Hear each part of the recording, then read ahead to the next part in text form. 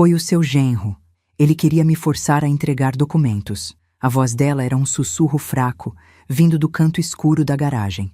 Eu olhei para a jovem, minha vizinha, encolhida e ferida, e depois para a porta trancada.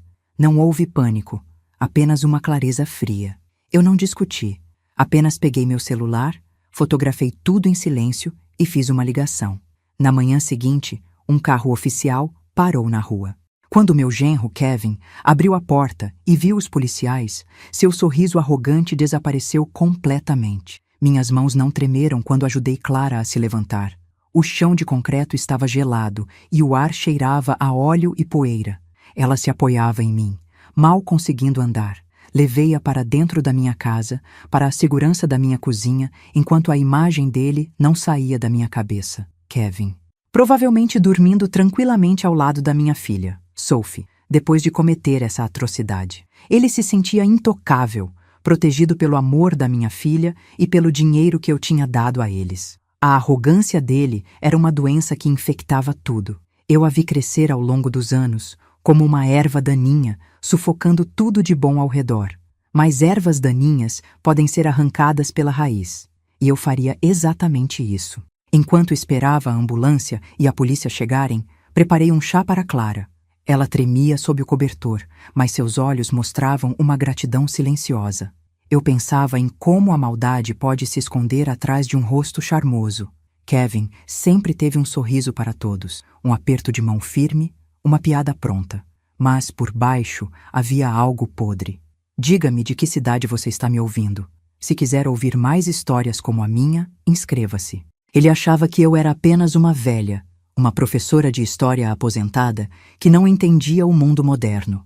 Ele me subestimou em cada oportunidade, tratando minhas preocupações como senilidade e meu dinheiro como um direito adquirido.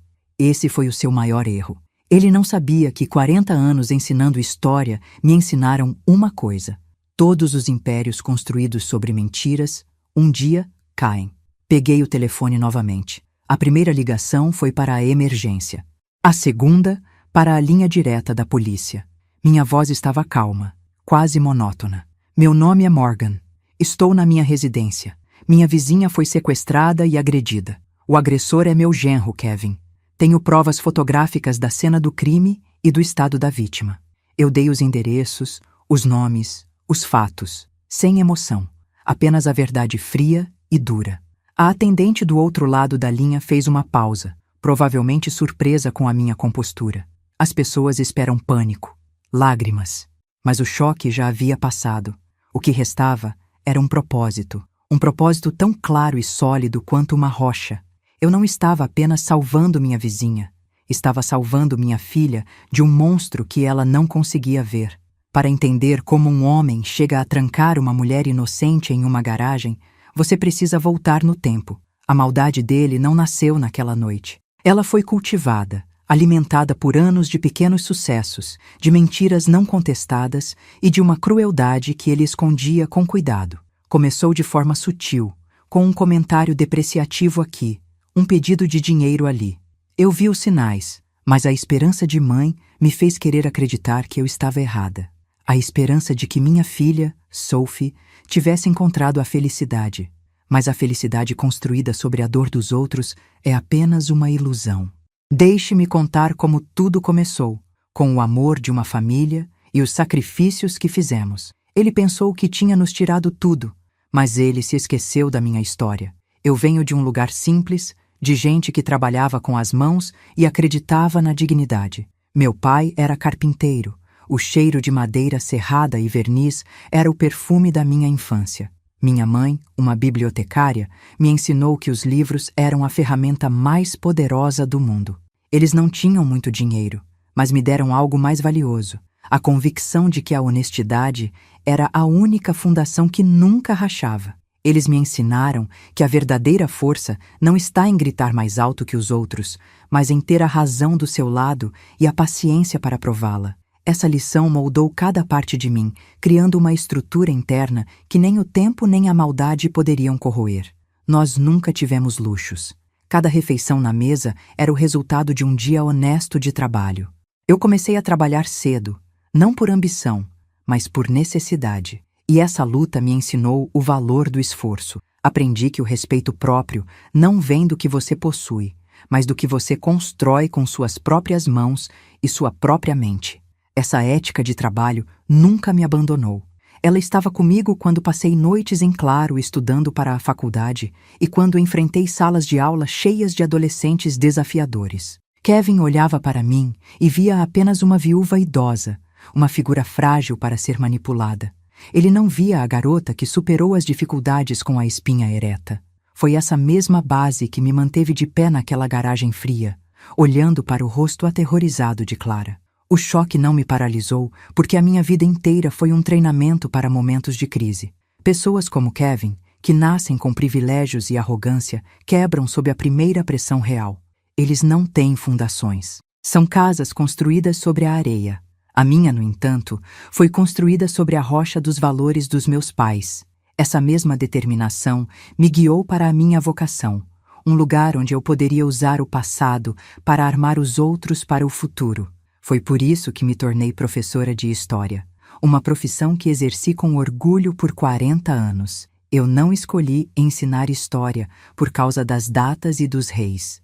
Escolhi porque a História é um estudo de padrões.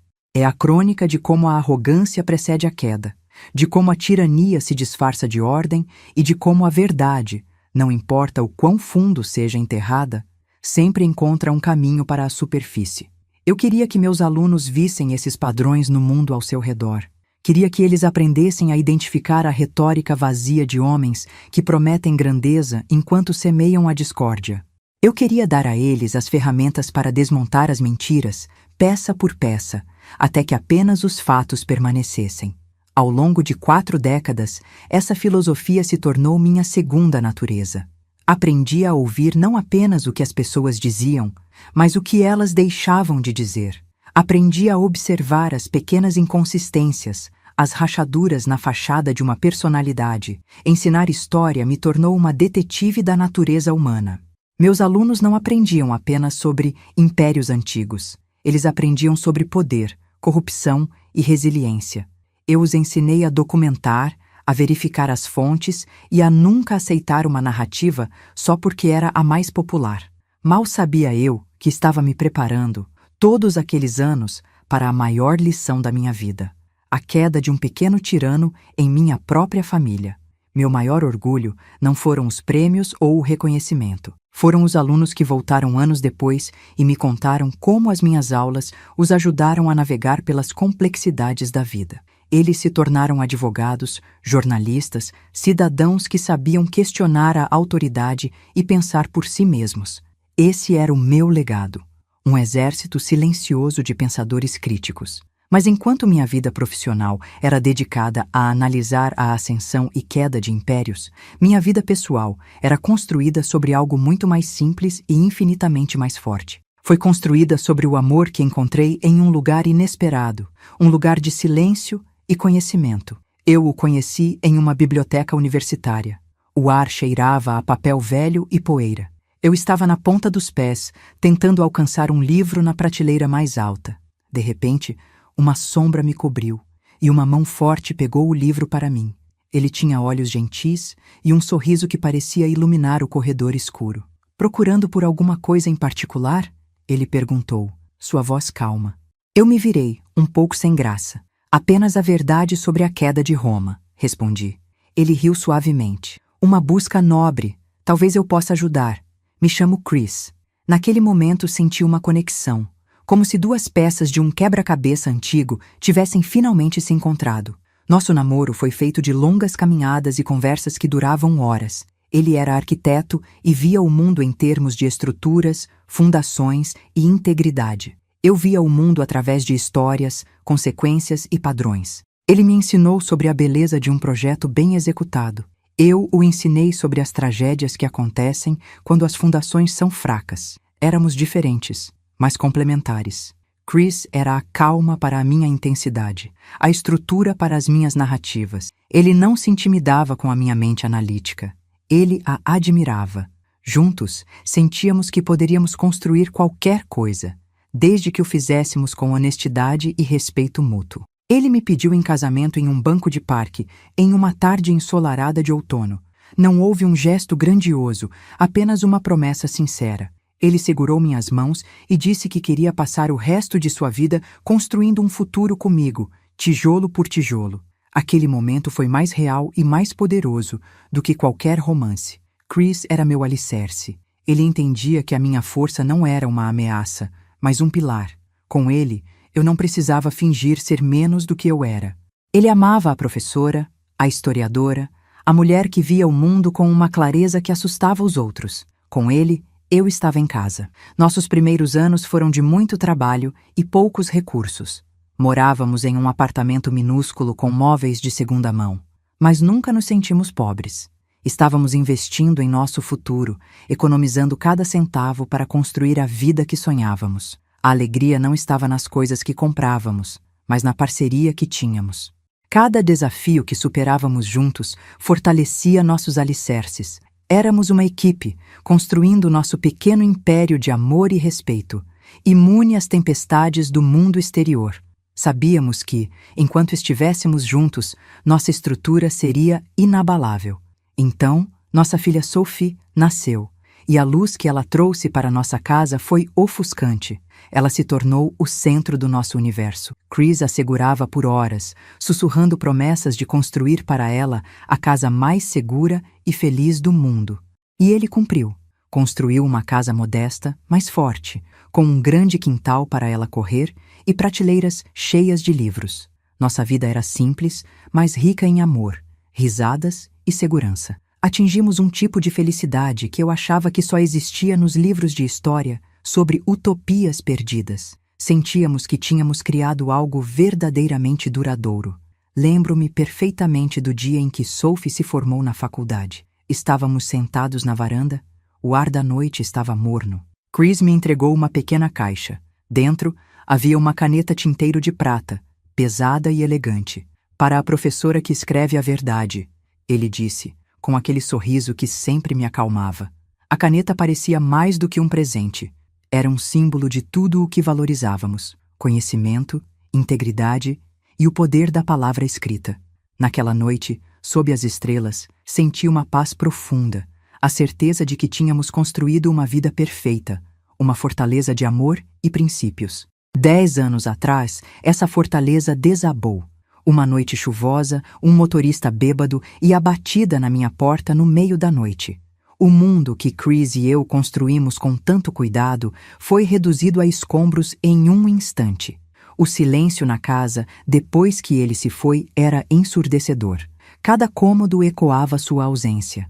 Por meses, eu vaguei pelos destroços da nossa vida, sentindo-me perdida, sem um mapa para me guiar. A dor era uma presença física, um peso que me esmagava, e eu não sabia como me reergueria sozinha. Mas Chris, o arquiteto da minha felicidade, havia me deixado uma planta para a reconstrução. Suas palavras. Chris costumava dizer: a verdade é como uma construção sólida. Leva tempo para montar, mas nada a derruba. Essa frase se tornou meu lema. Lentamente, comecei a juntar os pedaços. Eu precisava ser forte por Sophie. Precisava honrar a vida que havíamos construído. Reconstruí minha vida não tentando esquecê-lo, mas incorporando sua sabedoria em cada ação. Sua força se tornou minha, e eu continuei, carregando seu legado dentro de mim. Quando Sophie conheceu Kevin, eu só queria que ela tivesse a mesma felicidade e segurança que eu tive com Chris. Por isso, sacrifiquei tudo. Paguei $110.000 pela faculdade particular dela, usando o dinheiro que guardei para minha aposentadoria. Depois, dei a eles $40.000 para o casamento que Kevin dizia que eles mereciam, vendendo um terreno que meus pais me deixaram. Eu fiz isso com o coração aberto, acreditando que estava investindo no futuro da minha filha, na fundação da família dela. O dinheiro não significava nada comparado à felicidade dela. O maior sacrifício foi a casa deles. Dei $200.000 para a entrada, hipotecando minha própria casa, o lar que Chris construiu para nós. Mais tarde, vieram mais $50.000 para um negócio de consultoria de Kevin, um dinheiro que simplesmente evaporou. No total, foram $400.000. Um montante que representava uma vida inteira de trabalho e economia, entregue por amor. E agora, eu vejo como esse amor foi retribuído. Ele usou minha generosidade para construir um império de mentiras, e seu último ato foi trancar uma inocente em uma garagem. Ele não sabia que eu aprendi com o melhor arquiteto, e eu sei exatamente como demolir uma estrutura podre. Tudo parecia bem no começo. Depois que dei a eles o dinheiro para a entrada da casa, um ato que me deixou financeiramente vulnerável, a gratidão parecia genuína. Sophie me ligava todos os dias, e Kevin era o genro perfeito, sempre me convidando para jantares, pedindo minha opinião sobre a decoração, fazendo-me sentir parte essencial da nova vida deles. Eu me sentia útil, amada. Acreditava que meu sacrifício tinha valido a pena, que eu havia ajudado a construir uma fundação sólida para a felicidade da minha filha, assim como Chris e eu havíamos feito para nós. Eu estava replicando o padrão de amor que conhecia. E por um tempo, pareceu que a estrutura era forte. Nos primeiros meses, a casa deles era a minha segunda casa. Eu ajudava com o jardim, lia histórias para os netos, e Kevin sempre tinha um sorriso e uma xícara de café prontos para mim. "Você é a rainha deste castelo, Morgan", ele dizia com uma piscadela. Eu ria, sentindo o calor da família ao meu redor. Ele parecia entender a importância da união, do respeito. A generosidade, eu pensava, havia gerado mais generosidade. Era um ciclo virtuoso. Olhando para trás, vejo como ele era um ator habilidoso. Ele estudou o que eu valorizava: família, respeito, gratidão, e me deu um espetáculo perfeito. Ele sabia exatamente quais botões apertar para me manter cega à sua verdadeira natureza. O primeiro sinal foi quase imperceptível: uma pequena rachadura na fachada. Durante um almoço de domingo, Sophie mencionou um antigo colega de faculdade que a havia contatado. A reação de Kevin foi instantânea e desproporcional. Seu sorriso desapareceu e ele a interrompeu com uma frieza cortante. "Não acho que você precise de velhos amigos agora que tem uma família", ele disse. A frase pairou no ar, pesada e estranha. Sophie ficou sem graça e mudou de assunto rapidamente. Na época, eu interpretei aquilo como um ciúme bobo, um excesso de zelo. Eu não vi como era na verdade. Um ato de isolamento, a primeira cerca sendo erguida ao redor da minha filha. Então, as visitas começaram a diminuir. As ligações de Sophie tornaram-se mais curtas, apressadas. Quando eu a convidava para algo, a resposta era sempre a mesma. "Quer almoçar no domingo, querida?" Eu perguntava. A voz dela parecia distante ao telefone. "Não posso, mãe. Estou ocupada." Eu tentava ser flexível. "Que tal no sábado, então? Podemos fazer algo rápido." Havia uma pausa e eu podia quase ouvir a hesitação. "Sábado também está complicado." As desculpas eram vagas, impessoais. Aos poucos, a porta que antes estava sempre aberta começou a se fechar, rangendo com o peso de razões não ditas. Eu tentei não levar para o lado pessoal. Eles são jovens, pensava eu. Têm suas próprias vidas, seus trabalhos, os filhos. É natural que queiram seu próprio espaço. Eu me lembrava de como Chris e eu éramos no início, construindo nosso próprio mundo. Mas havia uma diferença. Nós nunca excluímos nossas famílias. Nós as trouxemos para dentro. O que estava acontecendo com Sophie e Kevin não parecia a construção de um novo lar. Parecia a construção de uma fortaleza, com o objetivo de me manter do lado de fora. A semente da dúvida, antes tão pequena, começou a germinar no meu coração. A frieza se instalou como um inverno precoce. Quando eu conseguia visitá-los, Kevin estava sempre presente, agindo como um porteiro. Ele respondia às minhas perguntas por Sophie, controlando o fluxo da conversa. O contato com meus netos foi o que mais doeu. "Posso ver as crianças?" eu perguntava, ansiosa por um abraço. A resposta dele era sempre uma barreira educada. "Eles estão fazendo o dever de casa agora, Morgan." Eu insistia gentilmente. "Eu posso ajudar, sou professora, lembra?" Ele sorria, mas seus olhos eram frios. "Nós damos conta." A minha própria filha e netos estavam se tornando estranhos para mim, atrás de um muro que ele construía tijolo por tijolo. Eu tentei falar com Sophie sobre isso, em uma das raras vezes que a encontrei sozinha. Eu a vi parecendo cansada, a luz em seus olhos um pouco mais fraca. "Está tudo bem, querida? Sinto vocês tão distantes." Ela evitou meu olhar, mexendo em sua xícara de chá. "Está tudo bem, mãe. É só a correria." Mas sua voz não tinha convicção. Eu sabia que ela estava escondendo algo, ou talvez estivesse sendo forçada a esconder. A confusão dentro de mim crescia. Eu não conseguia entender como o amor e a gratidão podiam se transformar em distância e frieza tão rapidamente. Foi então que o gaslighting começou. Kevin começou a reescrever a história, a negar fatos na minha frente. Falávamos sobre as finanças, e eu mencionei o dinheiro que dei para o negócio dele. Mas você prometeu que seria um investimento com retorno, eu disse calmamente. Ele me olhou com uma falsa inocência. Eu nunca disse isso, Morgan. A negação foi tão descarada que me deixou sem ar. Sim, você disse. Naquele jantar, você me mostrou um plano de negócios. Ele me interrompeu, sua voz cheia de uma falsa preocupação. Você está confusa. Isso nunca aconteceu. Eu insisti. Eu me lembro claramente. Ele deu o golpe final. Talvez você devesse consultar um médico sobre sua memória. A tática dele era cruel e eficaz. Ele sabia que minha mente era meu santuário, e ele a estava atacando diretamente. Comecei a duvidar de mim mesma. Será que eu tinha imaginado coisas? Será que a minha idade estava finalmente me traindo? Ele plantou essa semente de incerteza e a regou com pequenos comentários aqui e ali, sempre na frente de Sophie.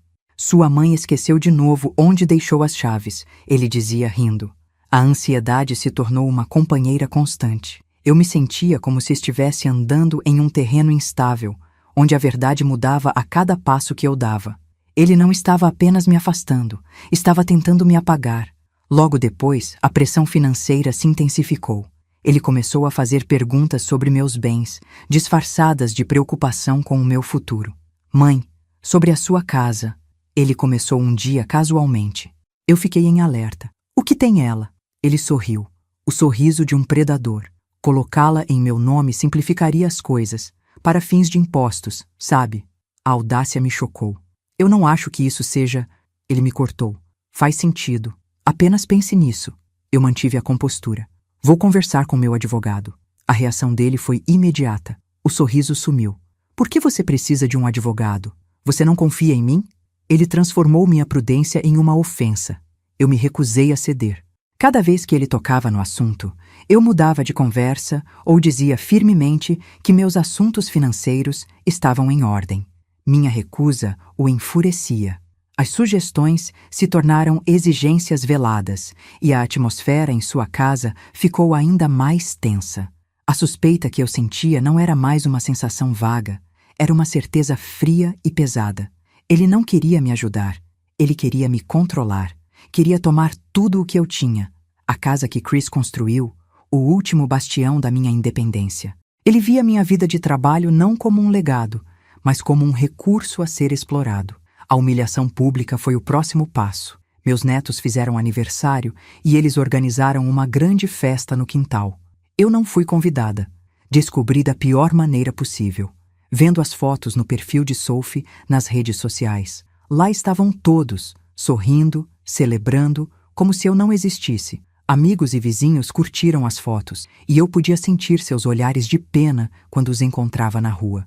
Eu me senti invisível, descartada. Era uma declaração clara e brutal. Eu não fazia mais parte da família. A dor foi tão intensa que quase me sufocou. Quando confrontei Sophie pelo telefone, sua voz era um sussurro trêmulo, cheio de culpa. Ah, mãe, foi algo de última hora. Kevin achou que você estaria cansada. Não quisemos incomodar. A desculpa era tão fraca, tão insultuosa, que algo dentro de mim se partiu. Não era mais apenas dor que eu sentia. Era uma clareza gelada se formando em meio aos destroços do meu coração. A esperança de que eu estava errada, a esperança de que tudo era um mal-entendido, morreu naquele momento. Eu vi o padrão. Eu vi a mão dele controlando cada movimento, cada palavra. A ofensa final veio durante um dos últimos jantares que tive na casa deles. Eu estava escrevendo uma anotação em meu caderno e peguei a caneta tinteiro de prata que Chris me deu. Kevin a viu em minhas mãos. Ele a pegou sem pedir, pesando-a com desdém. Isso não vale nada, ele zombou. Por que guardar essas velharias? Você deveria vender esse lixo velho. Talvez ajude a pagar as contas. Seus olhos brilhavam com malícia. Aquela caneta era um símbolo de tudo o que eu valorizava. Conhecimento, verdade, o amor de Chris. Ao chamá-la de lixo, ele não estava apenas insultando um objeto. Ele estava insultando minha vida inteira. A raiva subiu em mim, silenciosa e potente. O ponto de virada veio de uma fonte inesperada. Minha jovem vizinha, Clara, bateu à minha porta uma noite, com os olhos cheios de medo. Ela me contou que Kevin a estava pressionando para vender a casa que ela herdou de seus pais, que ficava ao lado da dele. Ele queria o terreno.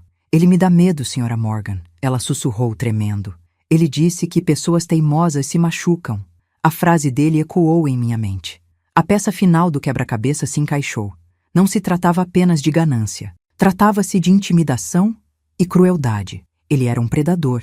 E Clara era sua próxima vítima. Foi quando eu soube. Naquele instante, todas as dúvidas, toda a confusão e toda a dor se transformaram em um propósito singular. Os incidentes dos últimos meses se alinharam em minha mente, não como uma série de ofensas pessoais, mas como um padrão de comportamento criminoso. O distanciamento, o gaslighting, a pressão financeira, a crueldade. Tudo fazia parte de um plano. Ele achava que eu era fraca, uma velha confusa que ele poderia manipular e descartar.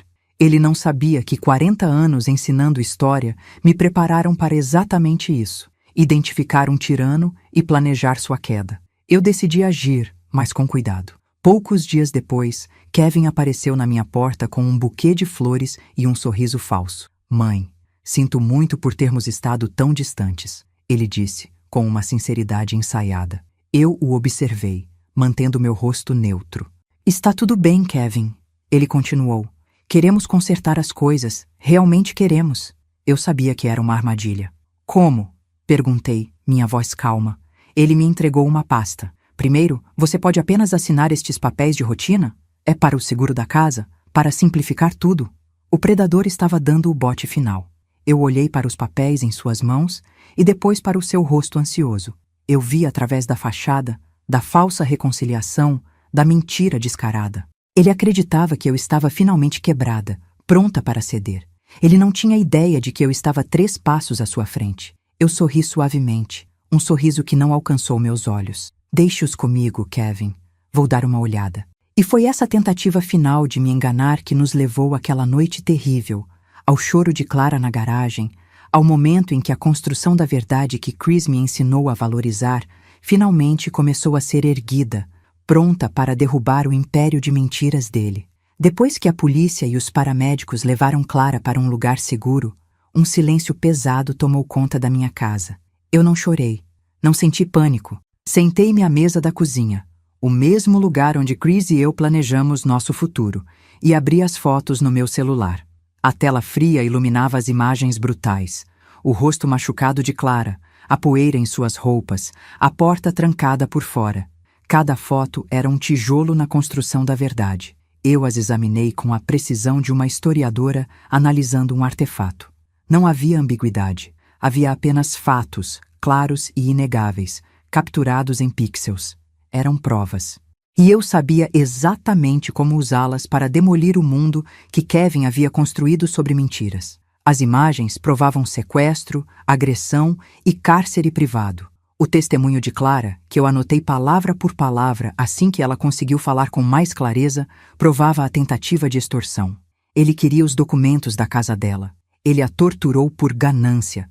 A lembrança do dinheiro que dei a ele, os $400.000, queimava em minha mente. Ele pegou meus sacrifícios, o legado dos meus pais, as economias de uma vida, e os usou para financiar sua crueldade. A traição não era apenas contra mim, mas contra a memória de Chris, contra os valores que ensinei a Sophie. O alcance de sua maldade era vasto, e a percepção disso não me quebrou, apenas me focou. Minhas mãos estavam firmes enquanto eu transferia as fotos para um local seguro na nuvem. Minha respiração era lenta e regular. Minha mente, treinada por décadas de análise de eventos históricos, entrou em modo de operação. Eu via os padrões, as táticas de intimidação, a escalada da violência. Kevin não era um gênio do crime. Ele era apenas um tirano de quintal, um valentão que confundia medo com respeito. Ele operava sob a suposição de que suas vítimas seriam fracas, que eu seria uma velha senil e que Clara seria uma jovem indefesa. O choque inicial havia se dissipado completamente, substituído por uma clareza gelada. Eu não estava mais reagindo. Eu estava no comando. Documentei tudo. Criei um arquivo digital com as fotos, minhas anotações detalhadas da conversa com Clara e uma linha do tempo de todos os incidentes de manipulação e abuso que sofri nos últimos meses. Cada mentira, cada humilhação, cada centavo roubado. Era um dossiê completo da ascensão e queda de um pequeno império corrupto. Guardei uma cópia em um pendrive e o escondi em um lugar que só eu conhecia. O processo foi metódico, quase terapêutico. Eu não estava apenas reunindo provas contra ele. Estava recuperando minha própria narrativa, reescrevendo a história com a verdade. Eles pensaram que eu era fraca. Eles estavam terrivelmente enganados. Com o dossiê em mãos, a história completa se revelou. A distância de Sophie, o gaslighting, a pressão para que eu entregasse minha casa. Nada era aleatório. Era uma campanha coordenada para me isolar, me desestabilizar e me despojar de tudo, para que ele pudesse tomar o controle total. Cada um dos incidentes que me machucaram tanto não eram explosões de temperamento, mas movimentos calculados em um jogo que ele achava que só ele estava jogando. Ele estava construindo um caso para me declarar incompetente, para justificar a tomada de meus bens. A agressão a Clara não foi um ato isolado de crueldade. Foi o próximo passo lógico em seu plano de conquista. A percepção de que minha própria filha, Sophie, era, na melhor das hipóteses, uma cúmplice passiva e, na pior, uma participante ativa, foi a parte mais dolorosa. Ela permitiu que isso acontecesse. Ela ficou em silêncio enquanto ele me desmontava, peça por peça. Todos aqueles meses de desculpas vagas e conversas apressadas agora pareciam o que eram: atos de traição. A dor era profunda, mas eu não tinha tempo para ela. A dor era um luxo que eu não podia me permitir. A clareza exigia ação, não luto. Eu precisava salvar minha filha de si mesma e do monstro que ela deixou entrar em nossas vidas. Eu não serei uma vítima. A frase ecoou em minha mente, sólida como uma rocha. Eu passei 40 anos ensinando aos meus alunos que a história é feita por aqueles que agem, não por aqueles que simplesmente assistem. Eu não iria assistir ao desmoronamento da minha família. Eu iria intervir. A estratégia começou a se formar, não a partir da raiva, mas da lógica. Ele me subestimou porque só via o que eu havia lhe dado. Ele não tinha ideia do que eu havia guardado para mim, o que Chris e eu havíamos planejado há muito tempo. A verdadeira força não estava no dinheiro que eu podia dar, mas no conhecimento que eu possuía. Naquela mesma noite, fui ao meu escritório. Abri o cofre escondido atrás de uma fileira de livros de história e tirei uma pasta de couro gasta. Dentro estavam os documentos de um fideicomiso, a escritura de um grande terreno com uma casa antiga que Chris havia herdado de seus avós. O papel era grosso e a caligrafia do advogado impecável. Era o nosso plano para o futuro, um segredo que guardamos apenas para nós dois. Um plano que Kevin, em sua ganância cega, nunca foi capaz de descobrir. Ele estava tão focado em tomar a casa em que eu vivia que nunca investigou o que mais poderia haver. O terreno valia muito, talvez milhões, localizado em uma área da cidade que havia se valorizado imensamente. Mas seu verdadeiro valor estava em sua proteção legal. Chris, o arquiteto brilhante que ele era, o colocou em um fideicomiso irrevogável. A cláusula principal era clara. A propriedade só poderia ser usada para fins comunitários ou de caridade. Nunca poderia ser vendida para lucro privado. Era a prova de ganância. A prova de homens como Kevin. Ele cobiçava algo que nunca poderia ter, e sua ignorância sobre esse fato era a minha maior vantagem. Eles não tinham ideia do que eu realmente possuía. Aquele pedaço de papel na minha mão representava a mudança completa de poder. Eu não era uma viúva idosa sendo encurralada. Eu era a guardiã de um legado, com recursos que ele nem sonhava. A memória de Chris veio a mim com uma força avassaladora. Ele costumava dizer: a verdade é como uma construção sólida. Leva tempo para montar, mas nada a derruba. Ele me ensinou a valorizar fundações fortes, a planejar com antecedência. Ele me ensinou a pensar 3 jogadas à frente, e era exatamente isso que eu faria. Na manhã seguinte, peguei o telefone. Minha voz estava calma quando disquei o número do escritório de advocacia que cuidava dos nossos assuntos há anos. Senhor Almeida, aqui é Morgan. Preciso da sua ajuda. Houve uma pausa do outro lado da linha, seguida por sua voz familiar e profissional. Morgan, que bom ouvir de você. Qual é a situação? Eu não hesitei. Minha família está tentando roubar minha casa e meus bens. E meu genro cometeu um crime grave. Eu fui direto ao ponto, sem emoção. Diga-me tudo. No escritório dele, naquela tarde, coloquei o pendrive sobre sua mesa de mogno polido. Ele abriu os arquivos no computador. Eu observei seu rosto enquanto ele via as fotos de Clara. Lia minhas anotações e a linha do tempo que eu havia criado. Sua expressão passou de preocupação profissional para choque e, finalmente, para uma raiva contida. Ele olhou para mim por cima dos óculos. Isso não é apenas errado, Morgan.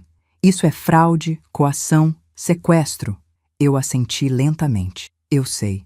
Ele se recostou na cadeira, o peso da situação visível em seus ombros. Eles podem ir para a prisão por um bom tempo por isso. Minha resposta foi curta. Ótimo.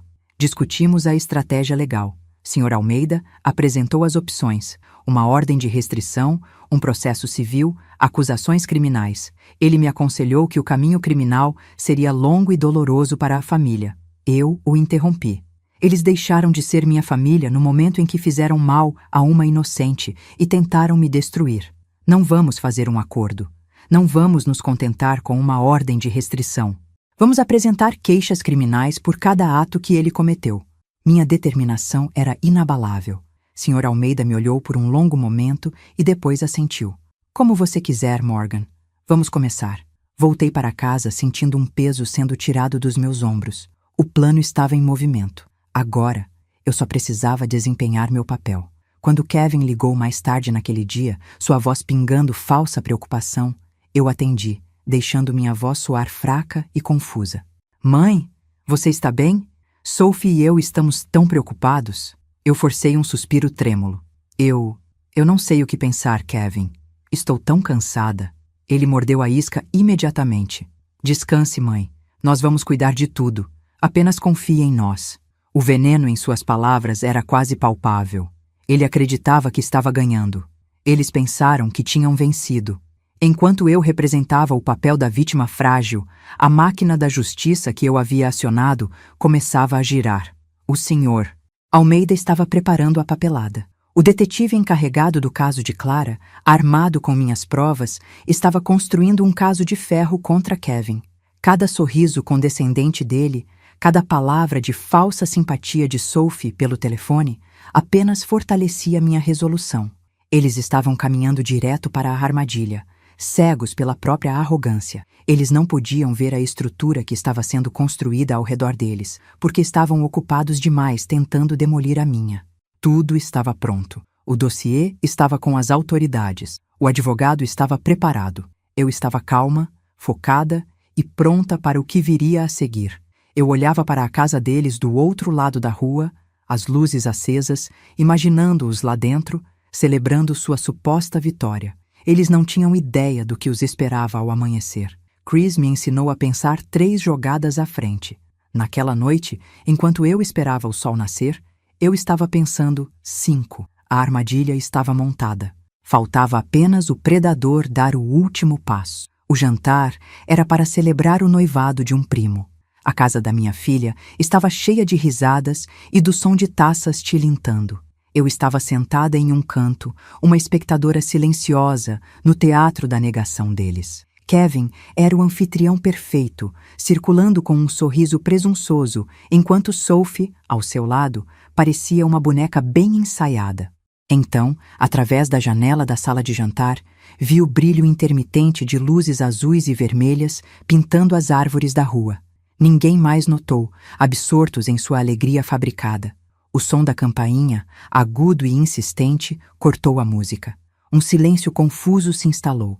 Kevin franziu a testa, irritado pela interrupção. « O que está acontecendo? » ele murmurou, indo em direção à porta. Quando ele a abriu, 2 policiais e o Sr. Almeida estavam parados no pórtico. « Senhor, Kevin? » perguntou um dos oficiais. A cor sumiu do rosto dele.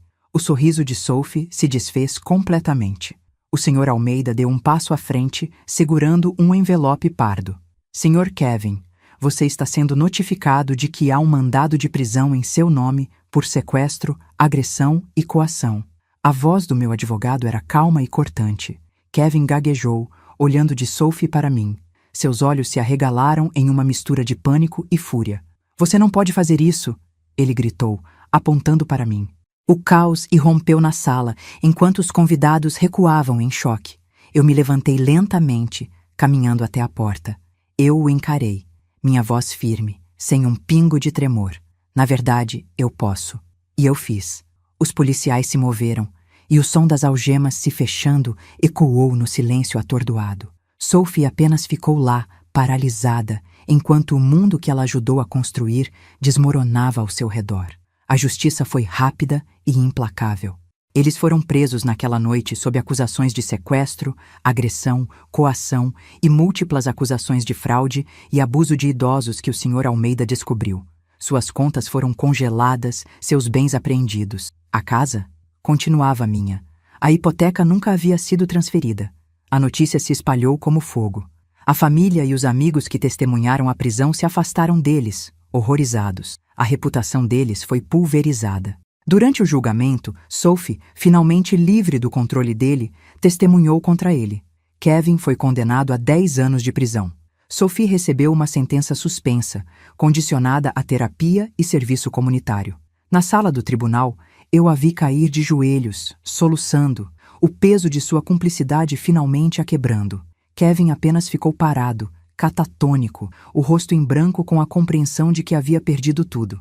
Eles tiveram exatamente o que mereciam. O outono chegou, trazendo um ar limpo e fresco.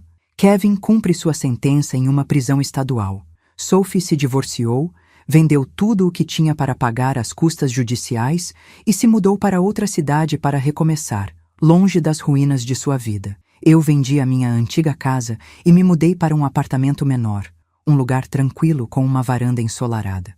Na minha nova escrivaninha, repousa a caneta tinteiro de prata que Chris me deu. Na semana passada, eu a usei para assinar os documentos finais, transferindo a propriedade daquele terreno do fideicomisso para uma fundação que construirá um abrigo para mulheres vítimas de violência. O lugar que a ganância de Kevin cobiçava se tornará um refúgio. Seu brilho não representa mais a perda. Representa a justiça, a reconstrução. Eu me sento na minha varanda agora, observando o sol se pôr. O ar parece mais leve. O silêncio não é mais pesado com verdades não ditas, é preenchido com paz. Aprendi que a dignidade não é negociável e que a força nem sempre é barulhenta. Às vezes, é a calma de uma professora de história que sabe como documentar os fatos. Eu não sinto falta deles. Eu durmo profundamente à noite. Às vezes, eu pego a foto de Chris. Eu fiz o que você me ensinou. Eu sussurro para seu rosto sorridente. A verdade é uma construção sólida. Eu a montei, peça por peça. Eu pensei 3 jogadas à frente. Eu venci. Se esta história o comoveu, escreva justiça nos comentários e inscreva-se para ouvir a próxima. Meu tempo é meu novamente. E a paz é a única herança que realmente importa.